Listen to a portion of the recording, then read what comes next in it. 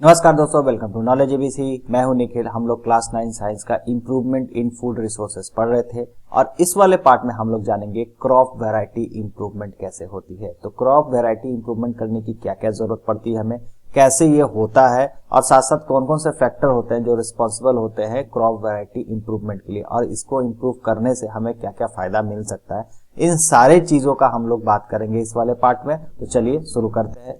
अब हम लोग समझते हैं सबसे पहले कि why do we improve crop variety. हमें क्रॉप वैरायटी को इम्प्रूव करने की जरूरत ही क्यों है। ठीक है, जो क्रॉप है खेत में है वो ठीक है, हमें उससे प्रोडक्शन लेते रहना चाहिए, लेकिन हमें इम्प्रूव करने की जरूरत क्या है? क्योंकि सबसे बड़ी चीज है कि यहाँ पे बात करें तो हमारे बहुत सारे पॉपुलेशन है, इन सभी को फूड प्रोवाइड करना है, फूड सिक्योरिटी करनी है, सभी को फूड मिले, तो उसके लिए हमें इंप्रूव करना पड़ेगा क्रॉप की वैरायटी को। तो ठीक है, तो क्रॉप की वैरायटी को इंप्रूव करने के लिए क्या क्या करना पड़ेगा? सबसे पहले हमें इसे डिजीज रेसिस्टेंस बनाना पड़ेगा। डिजीज रेसिस्टेंस बनाने का मतलब कि क्रॉप में कोई जल्दी डिजीज नहीं लगे, ऐसा हमको इंप्रूवमेंट करना पड़ेगा क्रॉप में कि उसमें डिजीज का अटैक कम से कम हो या ना हो। ठीक है, इस तरह का हम लोग उसमें मॉडिफिकेशन करना पड़ेगा। उसके बाद हम लोग ऐसा कुछ करना पड़ेगा कि जो भी हमें फर्टिलाइजर हम उस खेत में डालते हैं तो वो फर्टिलाइजर उसमें इजिली एब्जॉर्ब हो।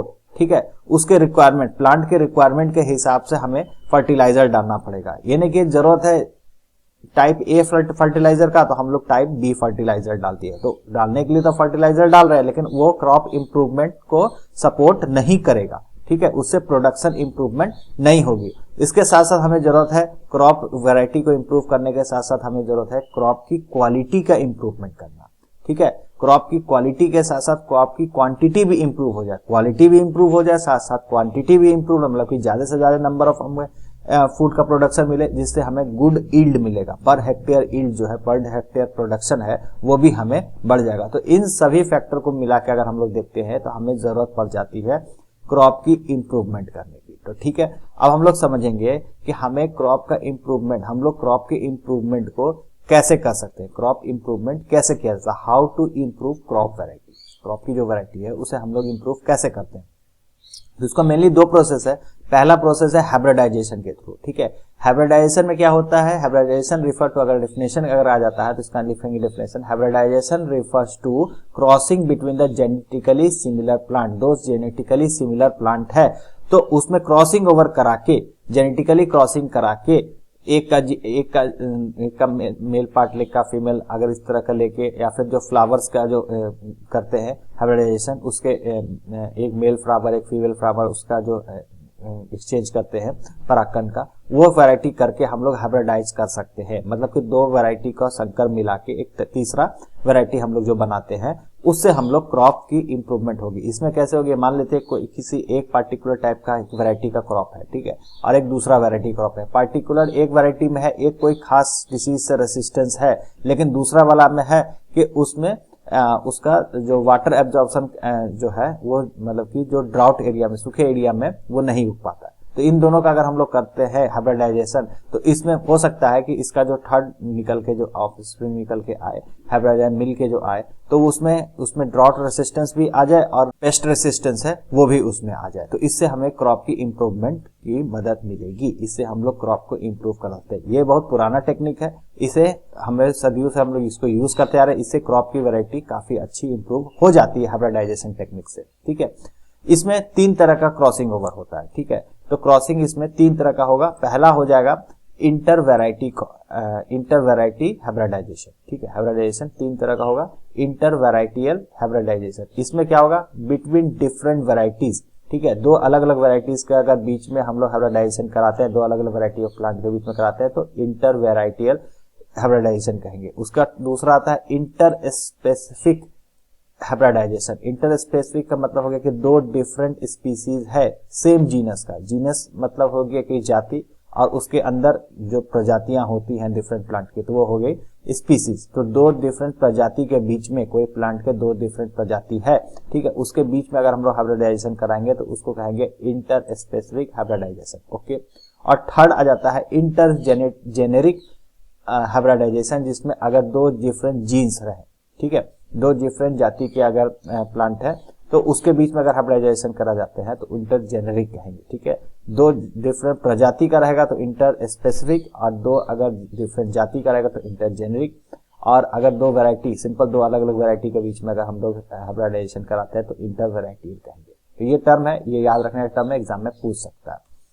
दूसरा टेक्निक की हम लोग अगर बात करें तो बाई इंट्रोड्यूसिंग ए जीन, ठीक है, that would provide a desired characteristic. तो इसमें क्या होता है कि पार्टिकुलर बाहर से ह्यूमन के थ्रू मतलब कि ह्यूमन साइंटिस्ट लोग क्या करते हैं, इसमें अलग से किसी क्रॉप वैरायटी में अलग से एक जीन इंट्रोड्यूस करते हैं। जीन हो गया कि जो हमारे क्रोमोसोम में पार्टिकुलर सेट ऑफ डीएनए जो होंगे वो पार्टिकुलर सेट ऑफ डीएनए मिलके एक पार्टिकुलर जीन बनाते हैं। जीन ही रिस्पॉन्सिबल होता है किसी भी ऑर्गेनिज्म में, लिविंग थिंग जितने भी प्लांट्स हो या फिर जितने भी एनिमल हो, पार्टिकुलर कैरेक्टर को शो करने के लिए। जैसे कि कोई एक प्लांट है जिसमें जो फ्लावर होते हैं वो व्हाइट कलर के होते हैं, तो व्हाइट कलर के ही क्यों हो रहा है, उसका जीन रिस्पॉन्सिबल है। वो सारा फैक्टर जीन पे डिपेंड करता है। तो हम लोग जीन ऐसे जीन अगर हम लोग डाल दें कि जिससे उसको फंगस का जो अटैक होता है प्लांट पे वो ना हो, ठीक है, तो उसमें एंटी फंगल प्रॉपर्टी उसमें आ जाएगी। तो यही होता है इंट्रोड्यूसिंग ए जीन। जैसा हमें चाहिए, जिस प्लांट में जैसा हमें इंप्रूवमेंट चाहिए,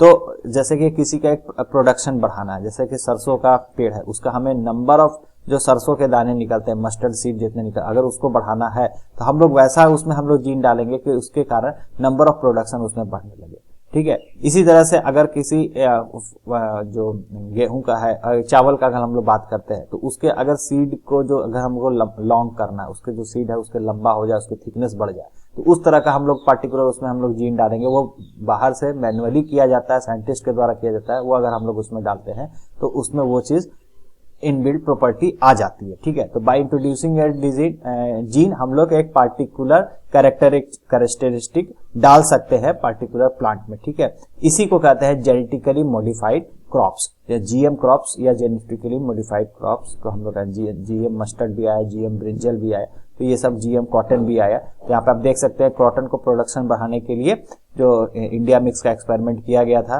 कि इसमें फंगस अटैक और जो कीड़ों का अटैक होता है वो कम लगे और ये रेसिस्टेंस भी दिखा दे अपना कीड़ों और ये जो बाहर से पेस्ट आते हैं उस पे, और इसका जो प्रोडक्शन है वो भी बढ़ जाए। तो कॉटन पे ये एक्सपेरिमेंट किया जाता है और काफी सक्सेसफुल भी रहा। ओके, तो ये दो तरीके हैं, बाय हाइब्रिडाइजेशन। अब पहला हो गया बाय हाइब्रिडाइजेशन और दूसरा by introducing A gene in a particular plant. तो हम लोग इसके कोई भी क्रॉप की वैरायटी को इंप्रूव कर सकते हैं, ठीक है। अब क्या क्या फैक्टर होते हैं crop factor behind the crop variety improvement, कोई भी क्रॉप को इंप्रूवमेंट करने के क्या क्या फैक्टर इसमें डिपेंड करता है। तो सबसे पहला हो जाता है इसमें हायर यील्ड। हमें ज्यादा से ज्यादा प्रोडक्शन चाहिए पार्टिकुलर फील्ड में, हमें ज्यादा से ज्यादा प्रोडक्शन लेने के लिए हम लोग हाइब्रिडाइजेशन टेक्निक या फिर जेनेटिकली मॉडिफाइड क्रॉप जो यूज करते हैं। तो क्रॉप वैरायटी का इंप्रूवमेंट कहने का मतलब है कि क्रॉप वैरायटी का इंप्रूवमेंट करने के लिए हमें हायर यील्ड के लिए जरूरत है, ठीक है। तो पहला फैक्टर ये हो जाता है।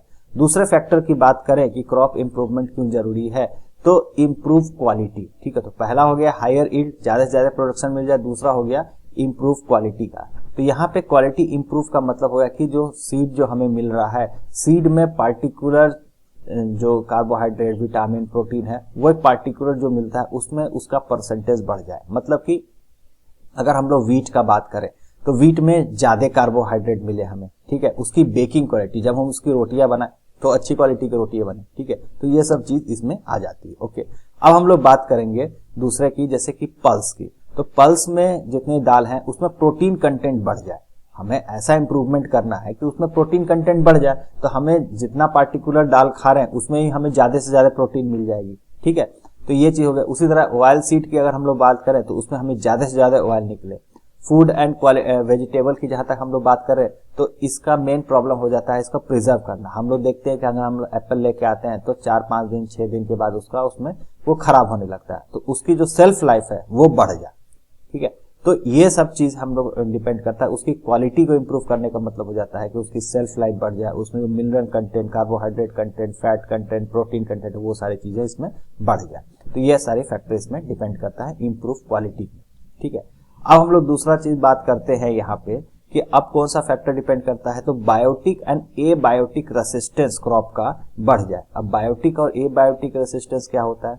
बायोटिक रेसिस्टेंस मतलब कि हो गया कि जो भी डिजीजेस लगती हैं प्लांट में जो भी डिजीजेज लगती है वायरस, बैक्टीरिया, फंगस के कारण, वो सबसे उस प्लांट में रेसिस्टेंस बढ़ जाए, और दूसरा हो जाए कि इंसेक्ट्स जो लगते हैं उसका भी इंसेक्ट ना लगे उसमें, ठीक है। साथ साथ नेमाटोड जो अटैक होता है वो सबका भी अटैक इसमें ना के बराबर हो या कम से कम हो। ओके, दूसरा फैक्टर हो जाता है, ये सब बायोटिक में हो गया कि जिसे दूसरे ऑर्गेनिज्म के द्वारा उस पे अटैक होना, प्लांट पे अटैक होना, तो बायोटिक में आता। अब ए बायोटिक मतलब कि नेचुरल जो उसमें नेचुरली रूप से जो उसमें अटैक होता है, जैसे कि ड्राउट हो जाए, सूखा पड़ जाना, कहीं पे सैलिनिटी हो गई, तो हमें ऐसा क्रॉप का वैरायटी का इंप्रूवमेंट करना है कि जो सूखे में भी सस्टेन कर जाए, कुछ दिन तक सस्टेन कर ही जाए, ठीक है। तो ऐसे होगा कि हम लोग एक ही वैरायटी को ज्यादा से ज्यादा अलग अलग जगहों पे भी लगा सकते हैं। फिर हमें ऐसा क्रॉप का इंप्रूवमेंट करना है कि वाटर लॉगिंग की स्थिति हो जाए कहीं पे, तो उसको भी वो सस्टेन कर ले, साथ साथ ज्यादा कहीं हीट पड़ जा रहा है या फिर कहीं ज्यादा कोल्ड पड़ जा रहा है या फिर फ्रोस्ट हो जा रहा है, ठीक है,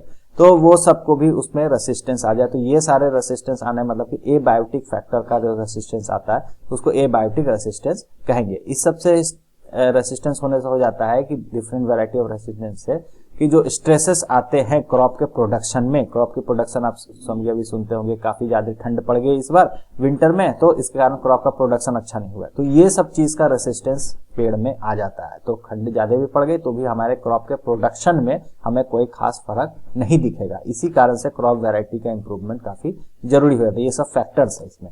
अगले फैक्टर की बात करें, चेंज इन मैच्योरिटी ड्यूरेशन, ठीक है, कम समय में ही हमारा प्लांट बन के तैयार हो जाए, मतलब कि जो सोइंग से हार्वेस्टिंग सीजन है, ठीक है, जब बोए जिस टाइम पे, जैसे कि हम लोग अगर खरीफ क्रॉप की बात करें तो हम लोग जो जून मंथ में बोते हैं और उसको अक्टूबर में उठाते हैं, तो 4 महीने 5 महीने का ड्यूरेशन जो हो जाता है, ये ड्यूरेशन कम हो जाए, मतलब कि सोइंग सीजन मतलब कि बोने का जो सीजन है, खेत में लगाने का जो सीजन है, उससे लेके हार्वेस्टिंग सीजन का जो बीच का ड्यूरेशन ये कम हो जाए।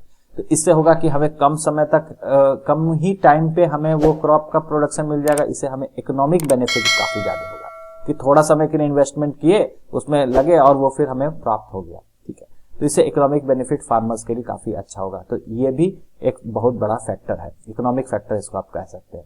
दूसरा है कि जब जल्दी जल्दी क्रॉप का प्रोडक्शन हो जाएगा, इसका जो सोइंग मैच्योरिटी ड्यूरेशन कम हो जाएगा, तो खेत हमारा खाली हो जाएगा, तो हम लोग नेक्स्ट क्रॉप भी इसमें लगा सकते हैं। तो मतलब कि एक ही पार्टिकुलर ईयर में 3 से 4 क्रॉप का हम लोग प्रोडक्शन ले सकते हैं। तो ये इकोनॉमिक बेनिफिट के लिए बहुत इंपॉर्टेंट है। अगला हम लोग बात करें वाइडर एडेप्टेबिलिटी का। हम लोग ऐसा प्लांट का इंप्रूवमेंट करना चाहिए कि डिफरेंट क्लाइमेटिक कंडीशन में वो same seed variety different climatic condition में उग सके। क्योंकि इंडिया की बात करें तो अलग अलग जगह पे अलग अलग क्लाइमेटिक कंडीशन आता है। इंडिया में साउथ में इंडिया में देखेंगे तो अलग आता है, नॉर्थ ईस्ट में अलग आता है, नॉर्दर्न इंडिया में अलग आता है, राजस्थान साइड में देखेंगे तो अलग आता है। तो अलग अलग वैरायटी डिफरेंट क्लाइमेटिक कंडीशन में भी हमारा क्रॉप सस्टेन कर जाए या फिर वहां पे भी ग्रोथ हो जाए, तो ये भी फैक्टर एक आ जाता है वाइडर एडेप्टेबिलिटी के अंतर्गत। अब हम लोग बात करेंगे desirable agronomics characteristic, desirable agronomics characteristic के बारे में, ठीक है। तो ये क्या चीज होता है कि जैसे अगर हमें फॉडर क्रॉप्स की बात करें, फूड क्रॉप्स की तो इतने सारे बात कर ली, अगर हम लोग फॉडर क्रॉप्स की बात करें जो हमें मवेशी को खिलाना है, तो हमें ऐसा क्रॉप का इंप्रूवमेंट करना है कि उसकी लंबाई काफी ज्यादा हो जाए, ठीक है। जैसे ग्रासेस अगर हम लोग लगाते हैं काऊ के लिए तो काफी लंबी लंबी ग्रासेस हो जाए, उसमें न्यूट्रिएंट्स की मात्रा ज्यादा हो, तो ये सब चीज में ध्यान देना। वहीं अगर हम लोग बात करें सीरियल्स की, मतलब कि जो फूड क्रॉप्स है, तो वो ड्राफ्ट वैरायटी हो। ड्राफ्ट वैरायटी मतलब कि जो बौना पौधे होते हैं, कि बौने पौधे होंगे तो उसके स्टेम्स में और वो उसके लीव्स में ज्यादा मिनरल नहीं जाएगा, मतलब कि उसके ग्रोथ में, डेवलपमेंट प्लांट की जब ग्रोथ होगी तो ज्यादा बड़ा प्लांट होगा तो उसके स्टेम में उसके मिनरल्स जाएंगे, उसके एनर्जी जाएगी प्लांट की, जब प्लांट ग्रो हो रहा है पत्तों में जाएगी, तो वो सारे चीज छोटे हो जाए और जो हमारा जो फूड निकल रहा है उसमें जो फलियां लग रही है वो उसमें ज्यादा हो जाए। तो ये हम लोग चाह रहे हैं, अगर चाहें तो इसको तरह को हम लोग को ड्राफ्ट क्रॉप कहते हैं, ठीक है। तो जैसे गेहूं का पेड़ है, अगर ये बहुत लार्ज पेड़ हो जाए और उसके बाद उसमें गेहूं लगे तो उसके जो एनर्जी है, प्लांट की एनर्जी, उसको पेड़ को बड़ा करने में भी तो लग जाएगी। हम लोग ये चाहेंगे कि जो प्लांट की जो साइज है वो छोटी हो जाए, लेकिन उसमें जो गेहूं का प्रोडक्शन है वो ज्यादा हो जाए, ठीक है। तो इससे हमें ज्यादा नंबर ऑफ क्रॉप मिलेंगे, यील्ड बढ़ जाएगी। Thank you very much. Video आपको अच्छा लगा तो लाइक शेयर और सब्सक्राइब करना भूलें। मिलते हैं अगले वीडियो में।